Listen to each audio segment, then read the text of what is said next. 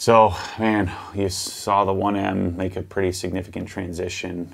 More stuff coming, you know, but all of this stuff that's been pending, the maintenance of the diff and the coils and the plugs, which were a new thing. I'll probably do injectors now after some people made some suggestions. Some guys who have had an N54 made some suggestions that I do the injectors as well. That's part of the reason why some of the plugs are wet, some are not.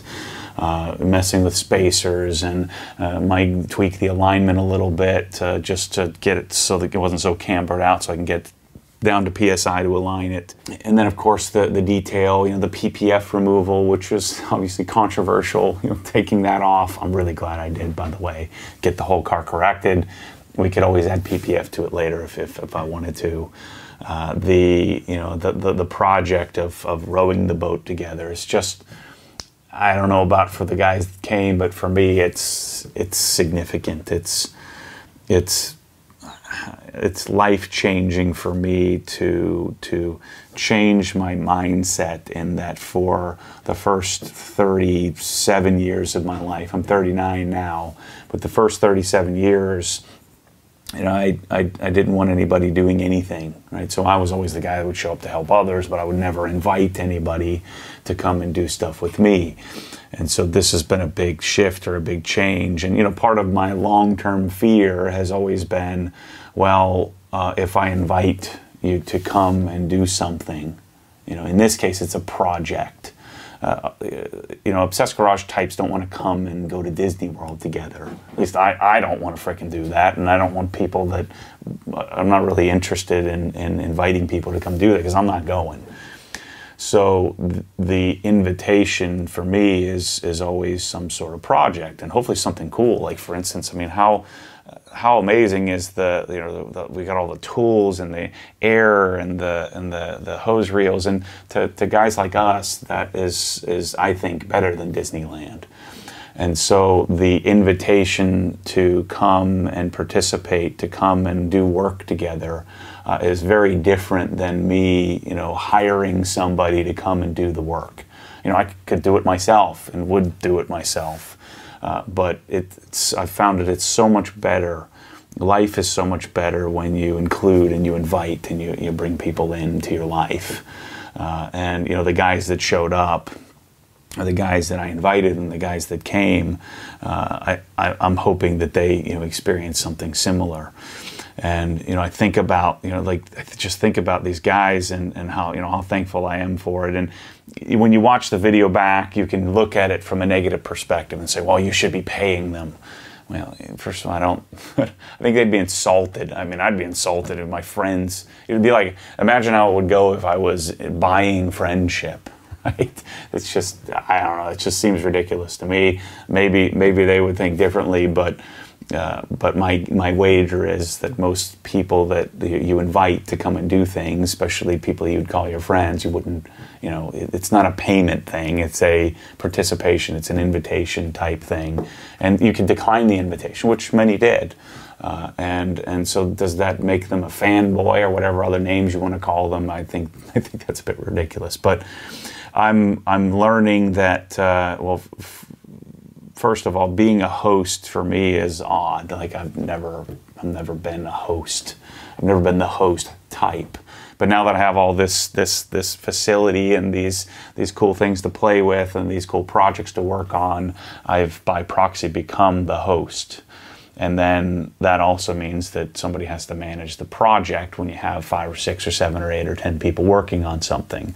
So when we did the S2000 and the Raptor a few years ago, or a year and a half ago, and then of course we just messed with the 1M here with a group of OG types, the project has to be managed. And so, you know, I take tons of heat on the videos about me bossing everybody around and Matt's not doing any work, and you should be paying these people because they're doing everything. But I sit and reflect. I'm like, you know, I take that stuff in and I think about it. I said, you know, is that the case? Because that's been my fear from the beginning, is that when you invite somebody that you owe them something, right? So I invite them, I've got to pay them, I've got to reciprocate, I've got to do this, I've got to, I have this mental tally that I owe everybody everything. And And so the risk to inviting is that some may feel like they were used and abused. For, you know, somebody made a comment about, well, you should pay the YouTube revenue. I was like, well, we could split it 6 ways. It'd be about 50 cents a piece for that video.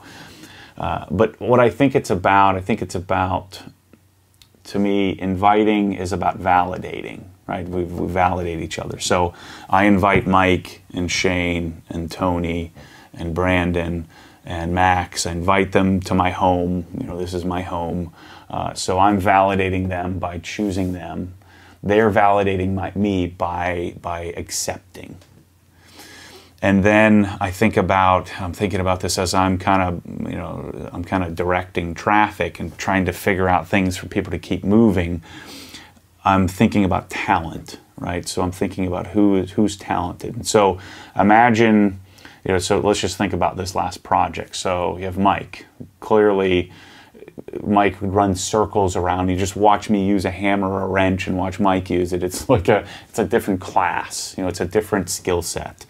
And so would it make sense for me? I think about this. I'm like, you know, I'm having Mike do all the work. And then I'm like, well, would it be better for me to jump in and push him out of the way when he's going to want to do it anyway, because he's going to do it better? So it's about, you know, talent. And so I'm saying, Mike, can you do this? Can you do that? You know, Shane is much more skilled in interior care, much more skilled in you know, like for instance, I had him do, you know, direct the O&R cleaning of the car because the car is corrected despite the water spots. You know, Shane has, you know, and Shane's a leader, you know, so he has the ability to say, okay, let me grab 3 or 4 other guys and let's knock this project out, but here's how we need to do it. And so, you know, Shane's validating me by getting the project done, and I'm hopefully validating him by entrusting him to not scratch the paint and take care of it. And, you know, Tony has this, it's amazing, he has this like gentle killer mentality, like gentle leadership, right? So, for instance, Brandon and Max, the 2 younger guys, are kind of fumbling through the RPI scoops, which I would have too. And I, you know, go whisper to Tony. I said, Tony, go fix this for these guys. So Tony goes in and figures out how to take the thing and pushes the pin in and gets it fixed. And then you have, you know, Brandon and Max. You know, Max flies all the way across the country. It just reminds me so much of myself, other than the fact that he's going to become a doctor, and so he's probably considerably smarter. But he flies all the way across the country, and it's amazing to me when you take a 20-something that can instantly connect and instantly befriend, you know, a bunch of 40s and 50-somethings. And just not skip a beat and be mature enough to be able to hang. I felt like I was always that person. I'd always felt more comfortable hanging out with with people's parents than I did with the kids, if you will.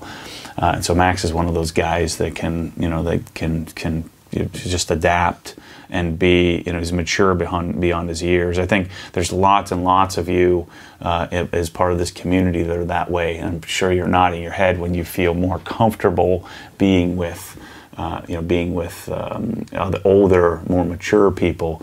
I think about, you know, other guys in the community, you know, Bradley and Jared and you know, Scott Smith, and just, you know, there's thousands of you out there that are well beyond your years and maturity that do better when you're hanging out with a bunch of 40-year-old dads, you know, old dudes.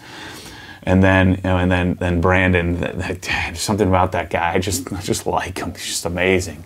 You know, he has a talent to just come in and calm a room. If you're not familiar with Brandon, go watch Shifted Perspective is his channel. He has an E92 M3 and a E39 M5. And Brandon drove up from South Florida, and it was so cool that, you know, this speaks to Brandon's character. He doesn't know Max, never met him before, offers to pick him up at the airport on his way up, and those guys are, you know, best buddies before they even get here, and they've never even met each other. And that's what this whole thing is about. I just know it. You know, and despite the talk of fanboy, I think this community, I think we're too, you know, we're too discerning. I don't want to say too intelligent, because that's not the right word. We're just too aware of surroundings, and part of that is from, you know, selected extroversion and some introversion. It's more introspection, that you can come and look at it for what it is, in that it's a bunch of guys working on a car together. And whether it's a training, or it's a mountain gathering, or it's a driving event, or it's we grab dinner somewhere, there's an introspection into, yeah, I'm making videos, and yes, people are watching them and liking them, but it has nothing to do with me. It's about us. It's about this type. And so what I'm hoping I'm doing is gathering us types that, and this happened the whole weekend, we started a project, and then added and added and added and added and executed and executed and executed and executed to the point of exhaustion. And so, although at the end of it, I'm worried that I've worked everybody to death, including myself, there's this ability that, or this nature that we all tend to have, that I think most of us in this community share, about getting things done. And it's less about the project, it's less about the work, it's more about the result. The result of things, the result of a diploma, the result of a promotion, the result of building your own business, the result of, you know, friendship, the result of community. And so that's what I hope you see from these videos, and you don't look into the negative, which to me there is no negative. And you think about the positives of what, you know, getting a group of buddies together. I'd encourage you to do it on your own, invite other people to come and do stuff.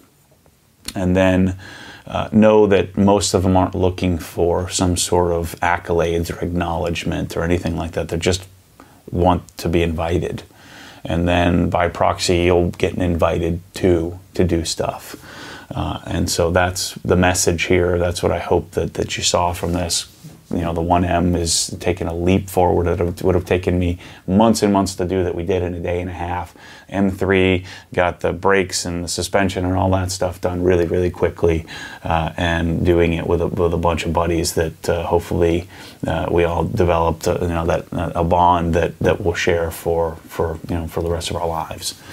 So thanks to the guys who came, you know, thanks to those of you who were even, you know, who were considered coming, and then I look forward to the new people that I meet along the way that I can invite to do other stuff with. So thanks for watching this series. Next up will be the Adam LZ series, where I get another group of guys together and we tackle that car. The car came out pretty epically. So thanks for watching this, and as always, stay tuned for more crazy. We'll have plenty more of it. Thanks for watching.